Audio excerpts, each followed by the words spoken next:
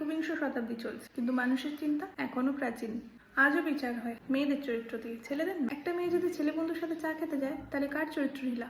মেয়েটার। কিন্তু একটা ছেলে যদি 5 জন মেয়ের সাথে চা খেতে যায়, সময় কাটায়, তাহলে বলে স্মার্ট। জনপ্রিয়। এই দ্বিমুখ সমাজ এখনো দ্বিমুখ চিন্তায় বেঁচে আছে। ভারতের এক সমীক্ষা বলছে, প্রতি 5 জন মেয়ের মধ্যে 3 জনকে অন্তত একবার চরিত্র নিয়ে অপমান করা হয়। কিন্তু একই আচরণের জন্য ছেলেদের মাত্র 1%কেও প্রশ্ন করা হয় না। একটা মেয়ে তার পছন্দের পোশাক পরলে সমাজ তার শরীর দেখে। একটা ছেলে একই পোশাক পরে ঘুরলে সমাজ তাকে স্বাধীন ভাবে। স্বাধীনতা কি শুধু এক পক্ষের? যখন কোনো সম্পর্কে ফাটল ধরে, সমাজ প্রথমেই বলে মেয়েটা বদলে গেছে। ছেলেটার ভুল, ব্যথা, দায়িত্ব তাকেও খোঁজ করে না, কারণ সমাজ এখনো মেয়েকে রায় করার অজুহাত খোঁজে। এই বিচার শুধু অন্যায় নয়, অমানবিক।